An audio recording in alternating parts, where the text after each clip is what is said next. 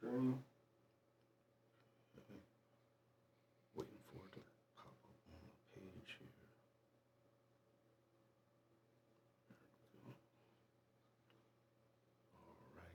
All right. Peace and blessings, family. This is our brother Shareef and Ptah Shakur with the Hour of Power. We have, once again, another special guest. I'll open up with our universal prayer and our nugget of truth, and then we'll get right into this interview with our dear brother here. So in the name of God, the gracious, the merciful, we give him praise and thanks for his mercy and his goodness to the human family. If all the trees upon the earth were pens to write with, and if all the oceans were ink, and then another 7 oceans to add to its supply, the writing would still not be enough to explain the glory of God. Even if I lived to be 1,000, it would still not be enough to thank God for his many blessings and gifts. We thank God for the Metu Neter, oracle scriptures and writings that came on the continent of Africa thousands of years before any organized religion. We thank God for Moses in the Torah, Jesus in the Gospel, and Muhammad with the Quran. I greet everyone in words of peace. To my Christian family, praise the Lord. To my Muslim family, Assalamu alaikum and Ramadan Mubarak. To my Hebrew Israelite family, Shalom. To my Black Conscious family, Hotep. To my Native American family, Halito. And to my people in the streets, what's good to you? It all means peace. We always start out, or sometimes we start out the Hour of Power with a nugget of truth. That's just us explaining our history since it's not being properly explained in the school system. I don't really have a nugget of truth. I don't really have any history to show, just trying to get us to be aware of how the enemy tries to give subliminal messages to give off one thing when it's really another. This is a little different. This week when I was in North Carolina, I became aware of this book, a children's book, and it's called The Night My Dad Went to Jail. So the subliminal message in this is that most black men are in jail and our children have to get ready for that. In this children's book, they use dogs, but the dogs look black and the names look black, sound black. The name of these supposed dogs who their dad went to jail is TJ and Sketchy. Now, what other ethnic group do you know have names like that, TJ and Sketchy, and it says their dad went to jail and they have to get ready for that? Very, suggestive that these are black family and black men. I complained about it with the library and when I was in North Carolina, and they stayed away from ordering this book in their school where I used to do counseling at. And again, it's very suggestive that these are black people because look at the color of the dog. And again, the names of the dogs in this book is called TJ and Sketchy. Again, what other ethnic group do you know has nicknames like that, TJ and Sketchy? So this is a book that they tried to circulate in the libraries in North Carolina when I was there doing counseling in the school. And I said something to the counselor and she made sure, because it flew over their head too. So this is an actual children's book and it's called The Night My Dad Went to Jail. Unbelievable. Wow. Yeah. So without no further ado, we have our brother here, and not that you need any introduction. But let me just jump in just real quick. For everybody who's watching on live, this is going out to the White Rose Community Channel 16 and Channel 18, as well as this is streaming out over Facebook right now. This is the Hour of Power broadcast. This is a community program. We want to hear from you. If you have a business exploit that you're going into, or you have some of your youth that are experiencing some positive stories, we need some really good, feel-good programming during this age and time that we're living in right now. So this is the forum that's set up for you. For that, you would like to get in contact with either Shareef Hameed or Ptah Shakur to make those particular arrangements to be on this wonderful program.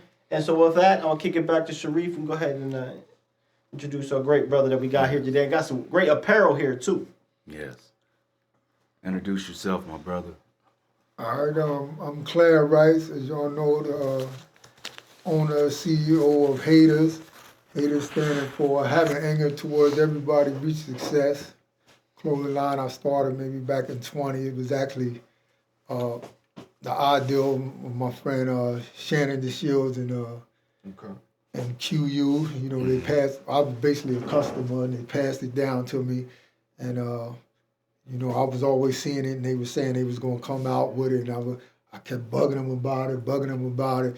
Eventually, you know, when I got out of work, I had to sacrifice work and come home and take care of my moms, and it was a time I was down and was out of work and just going to them, but they threw me the alley. Basically, it was like, well, why don't you put it out?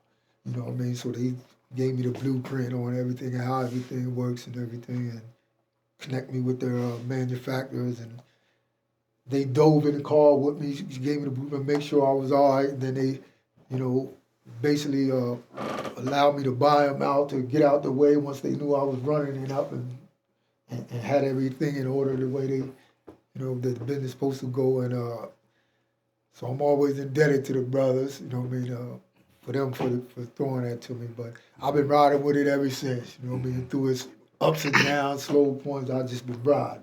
You know what I mean? It's what I believe in, I'm behind it, and I like to throw it on. It's like messages you can get out through clothing, so I do it through that. For sure. Yeah. How did you come up with that logo or acronym? Well, like I said, it was already in place. I think Shannon DeShields actually came up with it. Oh, okay. And he, but it just reminded me from the '80s when we was dressing with the NCAA tournament velour stuff, and you know what I mean. So it had that look. So when I seen it, that's what attracted me to it. Right. He already had it laid out. I said, "Wow, man, what's up with that? I mean, that's catchy." You know what I'm saying? And he was like, "We ain't ready for that. We ain't ready for that." And I just kept bugging him. And then he just was like, "Well, look, man, you take off with it. You know what I mean? You had the time on your hand. You in position. Go ahead, and we'll walk you through it." But I appreciate that for him. But that was basically his idea. And to this day, I'm riding with it. I always say that was his, and I just made it do what he do. I feel you. Indeed. And of course, you have the apparel right here. And me and Ptah, thank you a lot for, you know, I can't wait to sport it. Yeah, so Ptah got it right there. Do my Vandal White out here. If everybody can see it at home. Pure quality. This thing is heavy here too. Yeah, that's my varsity They're very style. comfortable too. Yeah. My varsity style prep one. You know what I mean? And it's only going for 70. You know what I mean? We got textiles, you know what I mean, all types of steps out, regular joggers like these, you know, this is my new series, my God series. I like came that. up with the What's that say on there? It's God, the acronym, God in our direction. Still got my Haters logo on it, just something came to mind, you know what I mean? Smooth.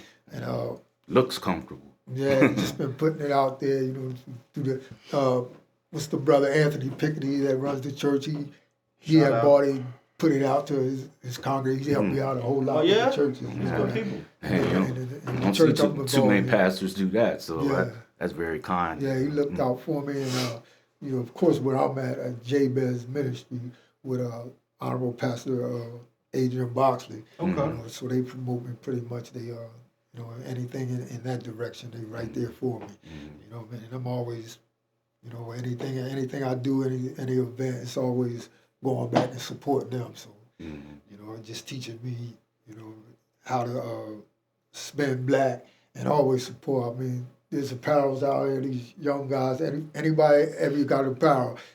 I don't think there's one label in York that somebody has that I don't have upstairs in my closet somewhere. You know what I mean? Whether they rocking mines or not, I'll make sure I support because it's just what I've learned to do, not what I know, but it's what I've learned to do. Respect. And you said you actually launched the project in 2020? Yes, yep. Wow, that's during COVID. Right. And was that a challenge or was that an advantage? Well, it really didn't slow me up because I was still out the trunk with it anyway. You know what I mean? I wasn't really into the internet stuff, which I really ain't too much now. You know what I mean? That's the part I'm lacking in, as far as the websites and to get in and out there. But you know, my thing is just advertise it, get it. I know what people like it, or I hear what they like, or what's in demand, and I'll get it for them. You know what I mean? So, and then I have some ideas of myself. A lot of things I wanted to honor. A lot of local legends, you know, with the jerseys and throwback. I got a series that I do with that. Oh, so you still pushing that? Yes, it's a local. No, tell me about that. I need my own personal. I forgot about that. Yeah, tell us about these that. jerseys. When I was away, I always thought, because I always wore jerseys. You know what I mean? That's Football stuff. And when I was away, I always used to think of guys that passed away. Flair G, Flair Generette, Mickey Baxter, Louis Atwood. Yeah. He was our age. Yeah. You know what I'm saying? So, you know, these guys. So once I was able to be in position to create their jerseys through a middle manufacturer, of course, and I just started doing their jerseys to honor them. You know what I mean? Because you know, like you say, I know sports figures, and I always liked the sports figures. But these are guys that I know. Yeah. You know, these And guys, local. and locals, you know what I mean, that did, you know, they had their walks of life, everybody, we all did, you know what I mean, but these are guys I want to always remember, and I'm sure their families want to remember, so this is my way of paying homage to them. Gotcha. They added excitement to the city at that particular time. So, Right. yeah, So I got memorized. Guys from all walks of life, guys that passed away, guys that still living. To Kassan Jenkins, we all know him, you know what I mean, from You're Catholic. I didn't see that one. That was You're Catholic? Yeah. Well, of course, that's all we played for. Yeah. Right, and just legends, you know what I mean? And a lot of them, I didn't know. You know, I had to have older people tell me, Right. you know, well, this guy, you know, the Spellman brothers, or Keenan that we just lost, Keenan Preston. KP. Yeah. You know what I'm saying? So, you know what I mean? So his throwback would be Penn State? Well, it was a York Coach guy. Preston. Oh, yeah, that's right. Because you went to York York. guy. Yeah, it was Yeah. just way back in the It was day. just back Yeah. in his You got a day. Keenan Preston jersey? Well, I've done one for the Pickney brother. Around the time he passed, he wanted him. It's another dude that ordered one, you know what I mean? But that made me get into the history of it. Yeah. And then they start sending me photo albums, and then just looking through my Uncle Barry Holmes and you know what I mean, people like that, just seeing them and just doing their jerseys. You know what I mean? And just keep it moving. Either family buy it. Most of the time, when I buy it in my size because if it don't sell, I'm gonna wear it regardless. Right. You know what I'm saying? But once I post it, hey, I need that on my family.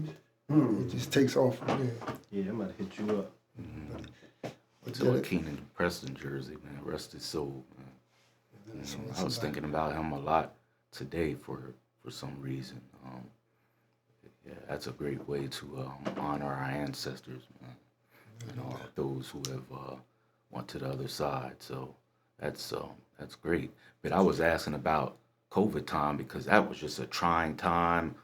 It's like the whole world was on lockdown. So that's why I was saying about you pushing it during that time. That's says a lot that you I think pushed I it was during that time. actually, well, I just stopped working around COVID time. 'Cause, well, you know, for some reason, my job, they try to work through it. I don't know what they was doing, but they 1 minute they told us, well, we mandated to get out of here, and then they was calling guys back, look, you want to work.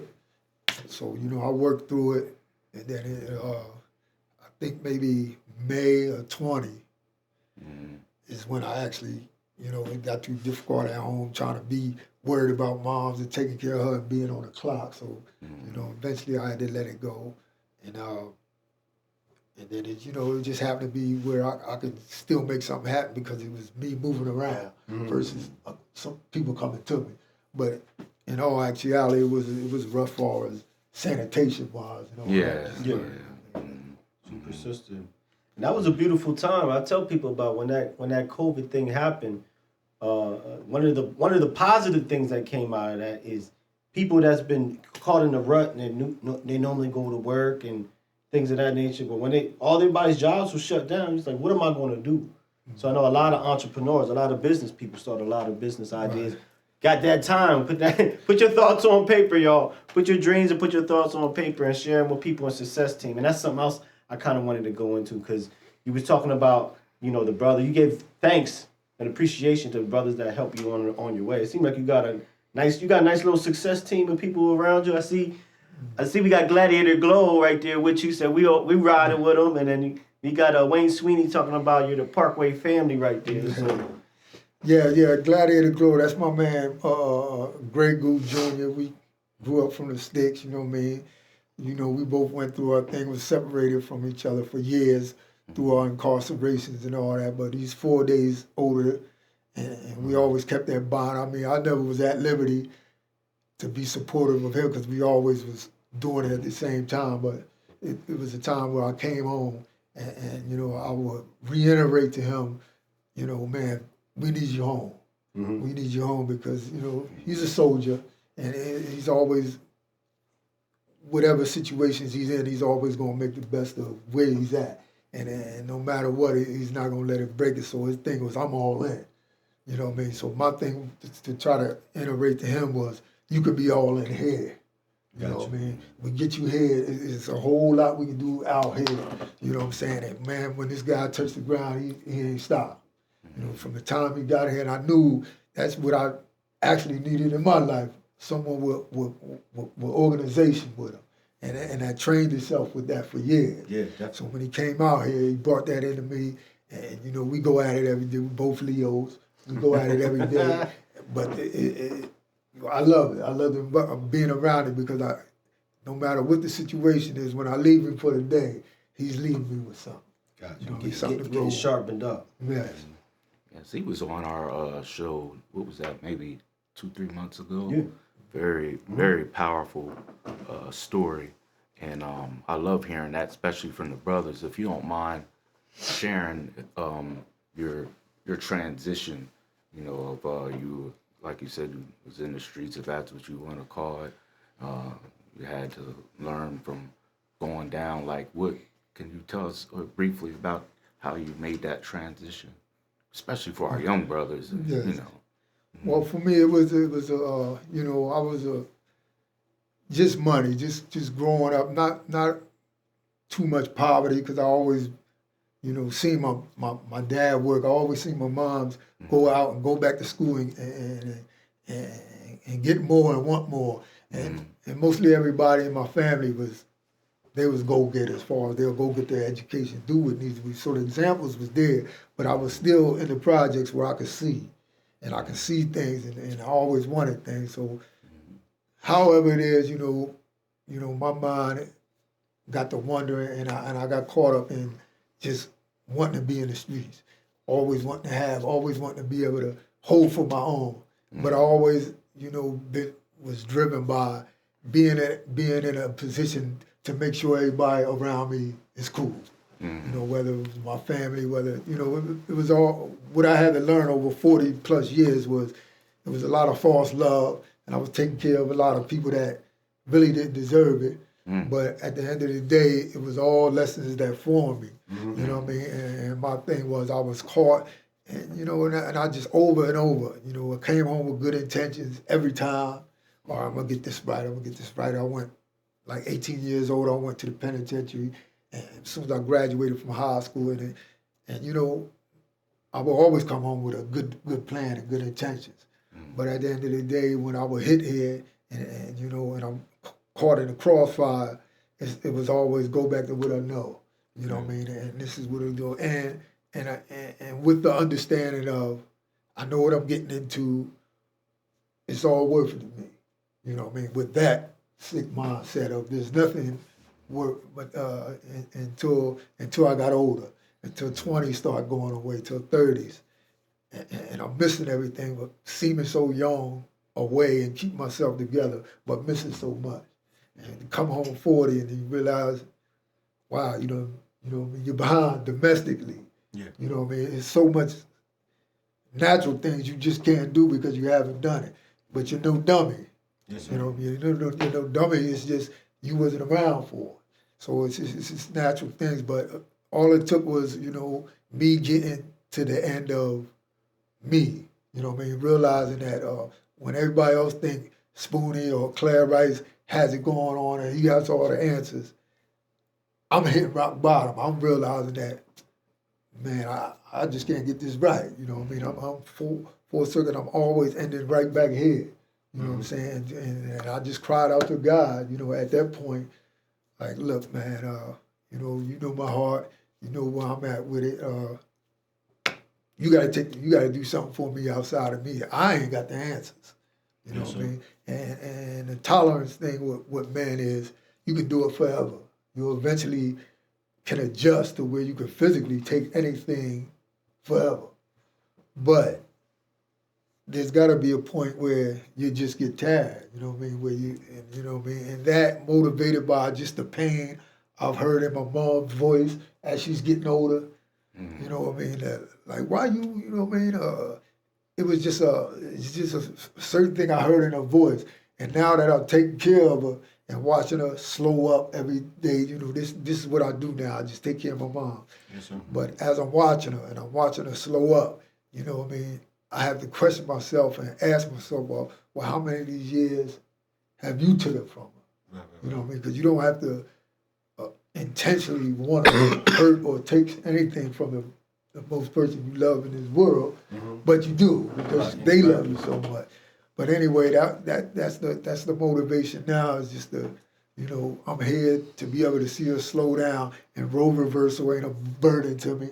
You know what I mean? It's just understanding that this is what I need to do, and it's about her now. But that was my transformation. But if it was up to me to get it right, and until in the day I understand in my own power, I'm doing nothing.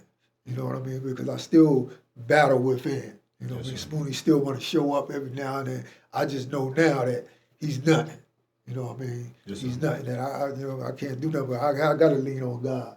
You know what I mean? To get me through where I'm from. And I got a lot of people around me, a lot of support. You know what I mean? Where I can tap into. And I listen a lot. You know what I mean? I listen to y'all. I listen to, man, I'm starting to even listen to these younger guys. You know what I mean? Because as I'm trying to instill something into them, I just want to know their language. I just want to know what it is that they're reaching for. What is they ask? Right. And a lot of them are they want to just be heard, or they want to be understand. And a lot of them just screaming out saying basically, you know, I want to be loved. I want to be able to do something where it ain't here. You know what I mean? Where I ain't got to be corny. You know what I mean? Or this and that. And you know, that's one of the things over at Jabez, the men group, we welcome them in and we let them go ahead and say what they gotta say and let them understand that, first of all, what you just did, I could have never done. To sit amongst men and spill out what my problem is or what I need help with. And so you blessing us, just bringing it. And just trying to have a village or a council of people that you can spill into and get some type of wisdom from. I mean, I don't remember having that coming up. Yeah. You know what I mean? And if it was there, you know, I'm sure it was more village type situations back when I was coming up. And we had men of good power, Brother John and all that. We had our examples. But, there, you know, there was never no council of men that we could just go and sit upon and be like, have them just instill in us. You know what I mean? So that's just one of the things. As I do, and Brother Ptah, I'm sure it hurts you seeing a lot of these young boys just kind of throw their life away over, I don't know what. I don't know if it's drugs in the street, fighting over girls, but how does that make you feel when you see these young brothers kind of throw their life? Because they may not get a second or a third chance like you did. I mean, it's crucial now. I mean, they doing life bids and 30, 40 years. I mean, it's sad. Yeah. It's very sad, but you know, one thing I've been getting with myself a lot for is just because I'm a sponge, and I always think I'm still in training. I'm still learning. There's still a lot needs chiseled off of me. You know what I mean? But you know, I think this year and years to come, I need to be more aggressive as far as getting with these youngins and letting them know, like, you know, this is what I've known. this is what I know, this is what I experienced, you know what I mean, and anything I can instill in you. But it's very sad because I have chances. You know, I done went through, you know, I got about 22 years in the state joint, and I've been on parole maybe 26 years, but I was always able to come out, you know, and go back in and come out, you know what I'm saying? But, you know, a lot of guys going 15, 16 years old where they don't see no end. You know what I mean? And they're just young. They haven't developed to the point where they realize what's going on. But, you know, a punch in the face or go in the store and steal something is now a shooting or a killing to where, you know, it's still immature acts, but these are acts that, you know, people are dying from. So it's you know, so as they inside in development as a man, the government's not seeing that, oh, right, he's ready now. You know what I mean? They just saying our laws is what it is. And you know what I mean? They just don't realize it. And if you don't mind, you and Brother Ptah, everyone knows that I love my boys, Najee and Naeem. They're in North Carolina because the opportunity is better down there. But recently, I'm an open book. I don't try to act like I'm a saint or my boys are a saint. My oldest boy, in November of last year, he got charged with possession of a stolen vehicle and marijuana with felony. But luckily, not luckily, but by the grace of God, I still had a pretty positive reputation in North Carolina because I lived down there for 12 years. I was able to talk with the juvenile justice court, and the lady who was over his case, she had a spot in her heart for saving black boys, so the charges were dropped. And she said, if I see you in this courtroom again, your dad's not going to be able to save you, you know. So that could have been very, very serious, and I don't even think he realized the magnitude of what could have happened. Only 17, and they could have charged him with an adult. I don't know the law all like that, but he was looking at some very serious charges, and I don't think he understood the magnitude of what, you know, was in front of him. And I just tried to share that with other young people. You know, how do you think we can reach them? You know, they're some of them don't even come out. They're on these video games. It's just, what do you think is the best way to reach our young brothers and sisters about, you know, staying out of trouble this day and age? What do you think is the best strategy? Well, I just think that they, you know, they need to, we need to just invest in them as far as catching them early enough and just having something for them to get into, you know, of course. But a lot of us is in position where we in survival mode. You know what I mean? We working all day with 60 hours. It's like what my man Goo, what he's doing with the kids. He's training them, but he's also giving them life skills. And he's also catching them young, and he's instilling in them. And there's no way we should allow a man of this impact to put 60 hours in at a job. You know what I mean? If there's any way we can support him to make sure wherever he's into, that he is available out here to be able to invest in him because he got so much to give. You know what I'm saying? And it's situation and it's survival. People have bills. People have. You're almost forced to go back into this. So they're not. We're creating our own jobs to be able to help our people, but we have to make sure we support each other to make sure that is what he can do. You know what I mean? I don't care what it is. You know what I mean? I don't care what it is. If someone's out there fortunate enough, you know what I mean? I've been doing this since 20, and my accountant, he can't understand how you giving more than you're profiting. You know what I mean? Because I don't, you know, I'm not in it to make money. Of course, I'm going to make something. But anytime I'm in position to do something, I figure it ain't me that put me in position anyway. So I gotta be able to move right then and there to help someone, and this person might be able to, from that help, take it somewhere further than I could have took it. You know Just what I mean? spread virally. Yeah, it's just important. I mean, it don't make logic sense to the world why you would make a quarter and give away a dime, but as long as it's spent among us, and as long as it's spent in good heart to where it's trying to teach someone this is what has to be done. Yes, sir. We have to make sure our people's desire to be in position to do that. But touching a man is just time. We need to invest time into them where, get their attention, get them in spots to where we can sit them down and say, man, this street ain't all it is, or even at 15 and 16, it ain't just go to work. You can actually do whatever it is Entrepreneur. you can do, and you can make a living, and you can learn finances, and you can, this is stuff I never knew. Unless I would have, at a young age, when Brother John, when we was coming in there showing him his report cards and he was paying us for having good grades and things of that nature, unless we was under his tutelage and he was molding us right then and there, and we was always in business like his sons was. Mm-hmm. That's the only one in my community I could really think had that sense. You know what I mean? So at the end of the day, we have a lot of entrepreneurs in this age. For sure. Great minds. So we have to put ourselves in position to save and understand that, bottom line is eat, but it's them that's going to be here way longer.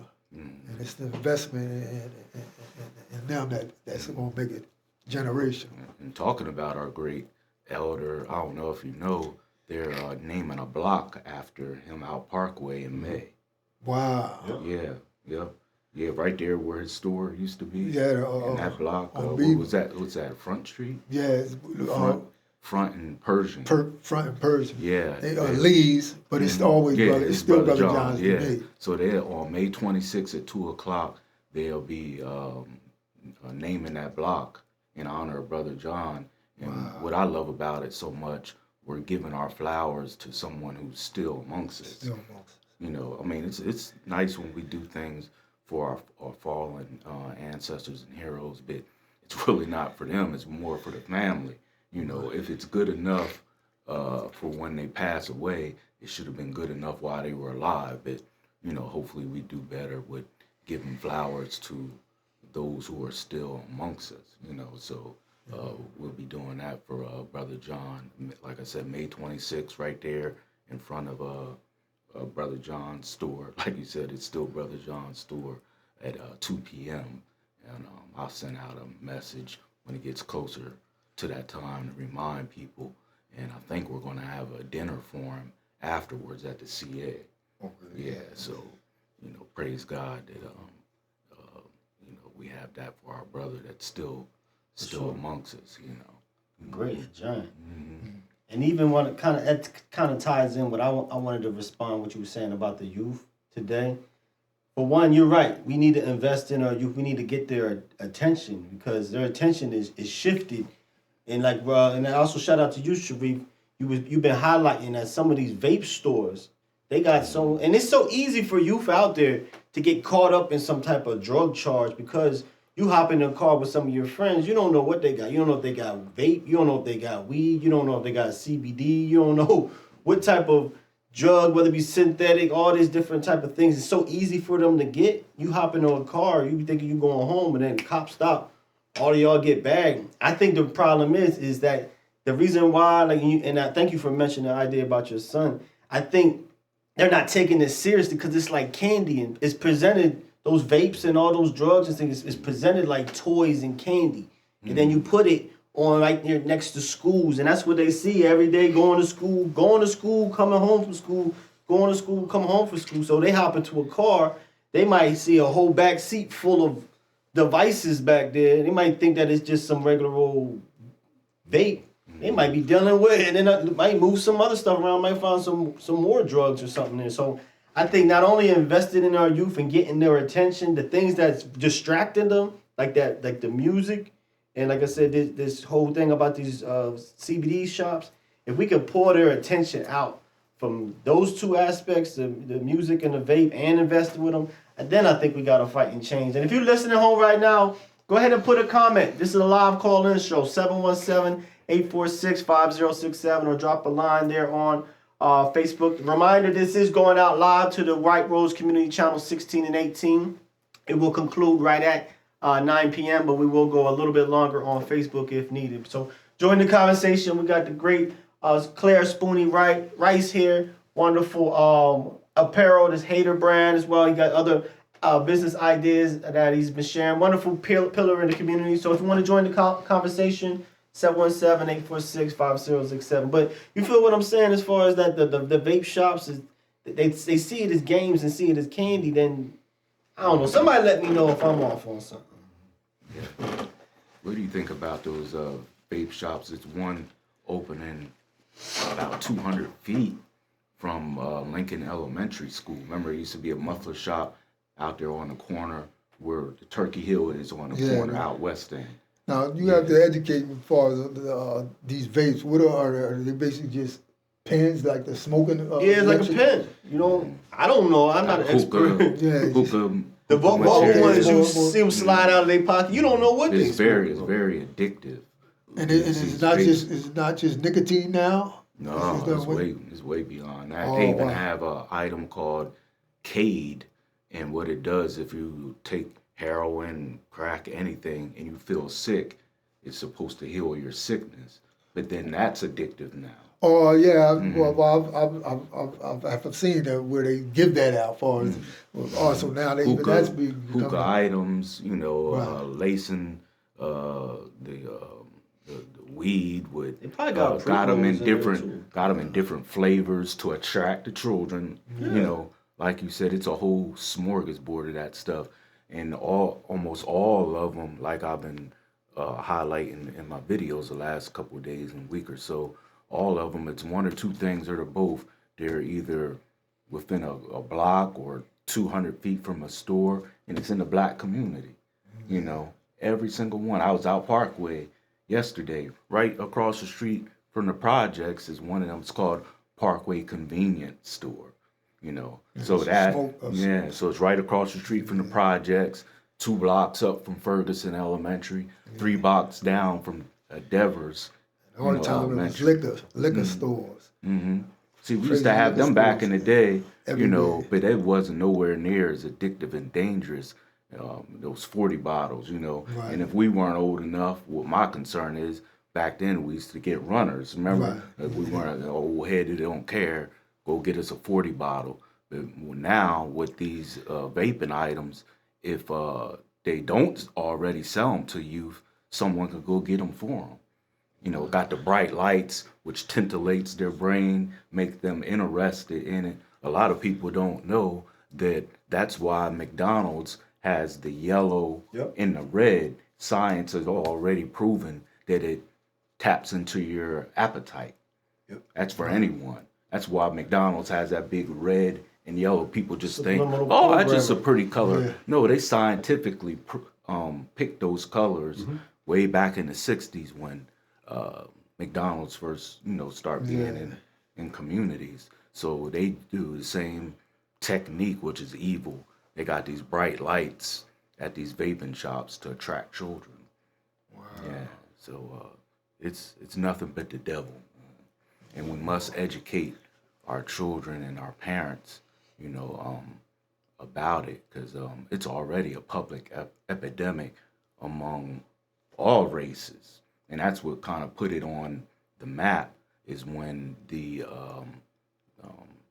different items started ravaging the white community, and then now all of a sudden it's a public emergency. Yeah. But when crack and heroin was slaying black people, sent them to jail. Yeah. Now it's a public outcry because white children are hooked on this stuff bad and losing their life. Mm-hmm. So that's where we are, and hopefully we can educate, the people. And real quick, it's so bad. When I was in North Carolina, and I think they have it here too, they have what you call Lazarus parties. Have you ever Lazarus heard of that? party? Yeah, Lazarus parties. No. Of course, Lazarus in the Bible was raised from the dead. So what they have at these parties, they have a smorgasbord of drugs, but they have one drug in particular called Narcan, and that revives you. If you overdose on the drug, they give you what you call Narcan, and that revives you. Right. So what they do at these parties and say, look, if you happen to pass out on these drugs, we don't got to call the cops. We don't got to call 911. We got something that'll revive you right on the spot called Narcan. That's why they call it Lazarus parties. Wow. You can Google it. It'll come right up, but hardly no one in our age group knows anything about it. They just think they're having Lazarus parties. That's how sick this has gotten. So, yeah. Someone's coming back from the dead, huh? Yeah, you can bring them back from the dead, man. I'm trying to make a little segue because we want to focus on solutions. This is what when telling me about this event going on, the J-Bass Ministry. Yeah, this is at J-Bez. They're having a play, a play May 31st. Save the date. It's J-Bez Ministry. It's called The Downfall of Deception. I think the First Lady, the pastor's wife, created it. You know what I mean? She came up with it and produced it. But it's the 31st. There's tickets being sold, I think, at the church, or you could go through the website, through J-Bass Ministry website, and get them for that date. And I've just been listening to them announce it every week at church, and that's one of the events I wanted to go to, and I had to bring the flyer because I would have forgot all about the date. But yeah, that's just one of the things they're doing over there, and just it's I mean.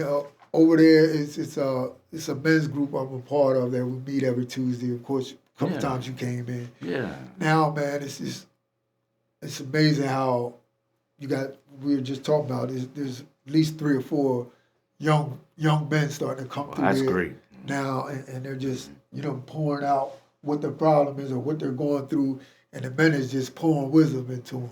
You know what I mean? And I'm sitting back sponging as well. You know what I mean? Because I get there every week because I need it. I just need to hear something to sharpen me because this challenge is all through the week. This challenge is still with me. You know what I mean? I'm more on the spiritual side than religious. I can't really say, I'm too much religious, but I know at the end of the day, God and God's word is the only thing that's going to, get me to the next level. So I would say, even for the youngins and for the parents that are invested in these kids, or ain't nothing wrong with getting this thing back to God or bringing God back into your house early.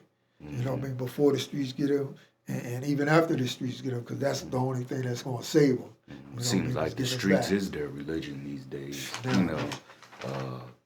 We just got to find a way to, instill spirituality in them, because if they loved themselves, they wouldn't be hurting themselves the way they do. You do away with what you don't value. Just like yesterday's garbage. I don't value it, just throw it away. So they're actually doing that with each other's lives now. It's like, it's nothing for them to blame each other. I mean, it's real sad. And this is nationwide. It's a nationwide epidemic. And that don't even count police brutality and other things, within, racism. But on top of that, we're doing each other harm at an alarming rate. I just the other day, I don't know if you see it, I gave a shout out to our brother Lamin Goodman. Wow. Remember Lamin? Yes, I was there the night he passed. I was there. Yeah. I was on the scene and everything. Wow. That was my brother, and I shared. Small things are important to me. When he used to live on Pershing Avenue, I used to live on Maple, and we would meet on Maple in Pershing every day because that's when I started going to York High. Yeah. And I think we would meet during summer school, but I was real nervous because I was always smaller than everyone else, and I was like, man, I don't know about this because I always went to Catholic school, and then they put me out, so I had to go to York High. And he said, he called me E back then, when my government name Eric. He said, yo, E, if anyone mess with you, they're going to have to see me. He said, don't worry about it. You're going to be all right. And that always gave me confidence, you know what I mean, to know that, you know, someone like that had my back, because I didn't hang around a lot of people. And like I said, just going in York High, I was just kind of nervous. But he assured me, he said, ain't no one going to mess with you. He said, because if they do, they going to have to see me. You know, the man was a scrapper back in the day. He wasn't no joke, you know what I mean? So that's what I remember about that brother. But he gone too soon. I mean, 17, 18 or something. That was so long ago. But he was very young when he was taken from us. And yeah, so yeah, I mean, that was when I was early in the streets, but just loved to always be out there. And I just remember being out there on the block that night, just party night, you know, seeing Thad and all the brothers come through, you know what I mean? And just that incident happened. I think that might have been the first time I ever seen someone die in front of me. yeah, You know what I mean? that was very rough. It was traumatic for all of us, you know what I mean? Most of the older guys, you know, trying to instill in us that this is what it is, you know what I mean? This is what's going down in other cities, and you're allowing them to come in here, you know, just giving us geographical stuff that really don't matter now. But at the end of the day, you know, that was my real first experience of violence, you know, at that level. Talking about the brothers, y'all had a very successful men's breakfast. Was that last week or 2 weeks ago? Tell us about that. Oh man, it was beautiful. You know, the first couple of years we did it. I remember last year we did it. It was we had a few speakers from the school and guys from the community came in and spoke to us and the young guys. We always Who was it held at? J-Baz. Oh, okay. At the church. You know. Now this time here, the second time we had it this year, and we had it at the church, and it was advertised just like anything else. But I mean, by the time Minister Ryan Williams, is one of the ministers under Pastor, by the time he was introducing, that place was already packed, like 9 o'clock. I mean, we had to open the you know, Jabez, but so small anyway. But we had to open up the pews, start rows in there for them to sit and eat. You know, we had the elder in there. We was pretty much bringing them their meals, you know, unless they just wanted to get up, you know what I mean, other than that. But just you know, people fellowshipping, you know, talking amongst each other, connecting, guys getting back connecting with people, and it went in all into the next day. But it was just beautiful. I just never seen it that packed that early. You know, I mean, they definitely came out. It's to where the following year, like Pastor said, it's probably gonna have to be somewhere else. Just how big it was. I see that. We had last program we had Brittany on the program. Brittany Walker. Brittany Walker, and we was talking about youth and bringing back chivalry and things of that nature. And being at a time when another man could look at another man, say "I love you," and we start to promote positivity. And I told her, I said, it's happening. It's on the way. Yeah. You know, and so examples like that, as well as at the Blended House on Saturday from 9 a.m. to 11 a.m., they're having a men's mental health breakfast. So this is the frequency, and it even forums like this. This TV program that we have help promote some of this, and so that's the vibe that I'm kind of picking up. So I'll make sure that I'll be participating at every particular event, this one, and then I'll be looking to go to the J-Baz. And then shout out to David Overton. We're going to make sure that we get the 100-man read, a real man read, get that and back in operation. That was a time for me to be around other men and kind of vibe that 100-man read. So we need more of those opportunities and events. It's that you said that, because that's the thing now with, you know, growing up and us as men, just thinking that everything is macho and everything is, you know what I mean? But it's all right because us as men, you know, sometimes we need uplifting. Yeah, you know what I mean? sure. And it's, communities ain't gonna be right, states ain't gonna be right, nothing ain't gonna be right if the man ain't getting back in order. That's true. You know what I mean?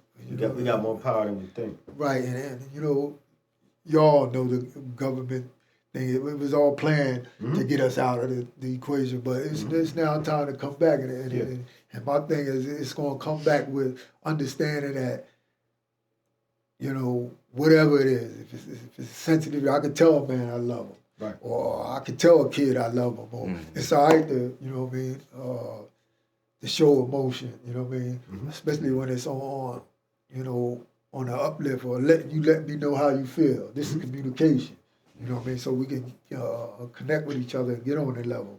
But it's definitely coming around to where now my boys, every time we talking on the phone, it ain't nothing for them to say, I love you. You know what I mean? You know what I mean? That's emotion that I would never say. I would more or less show it all day long, but I never found myself telling another man I love him. And now it's just regular. You know? That's funny. The same difference, like growing up in the household, but we didn't hear that too much in the household. I'm 40-something years old now. It flies out of my mouth so freely nowadays. You know what I mean? Yeah. Particularly if you see something in your brother, even something simple, you see him being respectful of their, you know, of the woman, or respectful of their children. You see when they're on their job, you know, you give them that good little look, and then just say it randomly. You know what I mean? We also, I hope we get to a point where we have better conflict resolution skills. Sure. The longer you know someone, that's more of a chance that it's something that's going to come up that you disagree on. It ain't the fact that we disagree on something, it's how we handle it. And it's too many black men, brown men that's holding grudges with each other because they don't know how to say, hey, I don't like that. And for the other side to say, okay, I heard you, I apologize. And people not talking with their family members, not talking with their daughters, not talking with their sons. I know someone that's real well known in the community, Dr. Umar Johnson. I know him personally, and now it's this thing in the media about him not, you know, talking with his daughters, and the daughter's 22, and she said, I've never really had a relationship with him. And so instead of them patching that up, it just goes on and on and on. We have to have better conflict resolution skills. Hey, man, I didn't like that you said or did that. Okay, I hear you. I apologize, and you move on. You know, that still seems to be a challenge, you know, with black men and even families. You know, not talking to each other. Pride, you know what I mean. Yeah, the stuff is gonna pop up that you don't like. That's not the point. The point is how you handle it. You know, so I wish that black men would do better, you know, with that, is squashing stuff and move on. You know, life is too short to not be talking to your daughter, your son, or your boy that you've known for years. You know, holding on to that. Discuss it, and move on. You know, life's too short. You never know, you know, when it could be, you know, it could be it. And like I said, my life is an open book.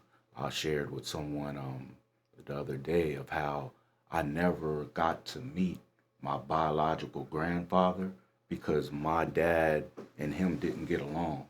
I never forget it. It was years ago, way before we had cell phones.